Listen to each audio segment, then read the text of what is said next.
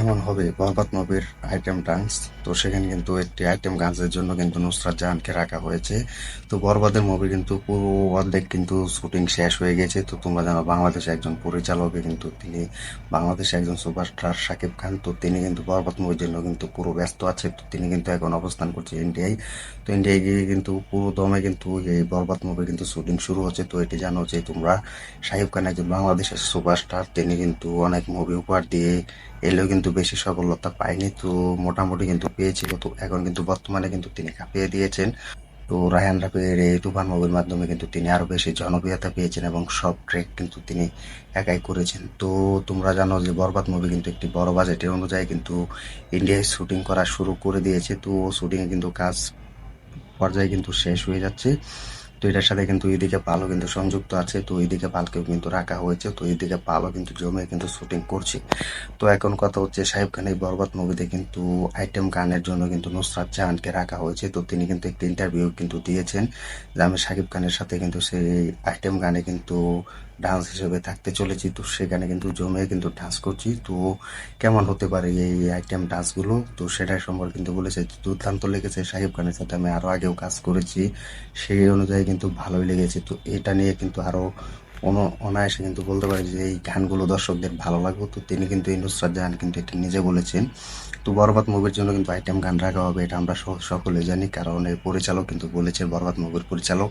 তো তোমরা পরিচালককে সকলেই চিনো। তো এখন কথা হচ্ছে যে আইটেম গান দর্শকদের কেমন লাগতে পারে। তো আমরা যদি কথা বলি যে নুসরাত জাহানকে নিয়ে, তো তিনি কিন্তু অনেক আমাদেরকে আইটেম গান উপহার হিসেবে দিয়েছেন। সেভাবে হচ্ছে দেবের সাথে করেছেন এবং আরো ডান্স হিসেবে অনেকে আমাদেরকে উপহার হিসেবে দিয়েছেন সেই আইটেম ডান্সগুলো।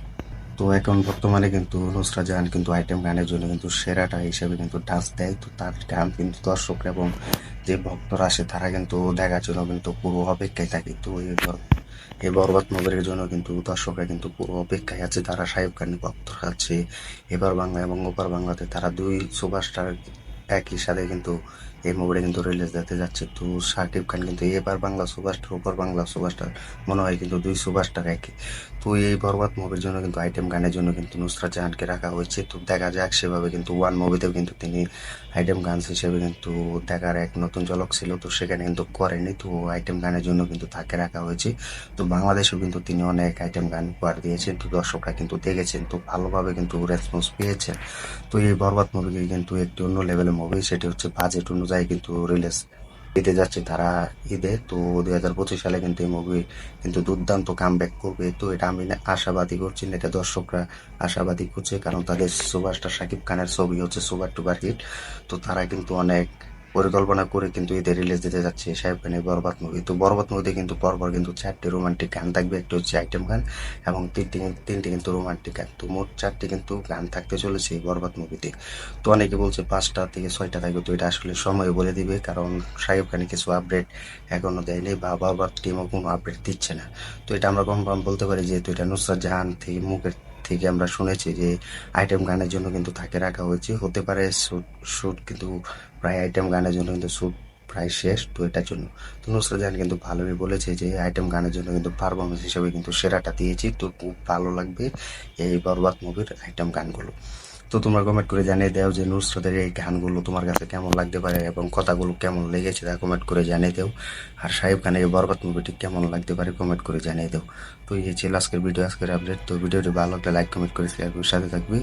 আমাদের ইউটিউব চ্যানেল নতুন হয়ে থাকলে চ্যানেল সাবস্ক্রাইব করে দিও। দেখা হবে নতুন ভিডিও নিয়ে, নতুন আপডেট নিয়ে। তো ধন্যবাদ সবাইকে এতক্ষণ সাথে থাকার জন্য। দেখা হবে নতুন ভিডিও নিয়ে, নতুন আপডেট নিয়ে।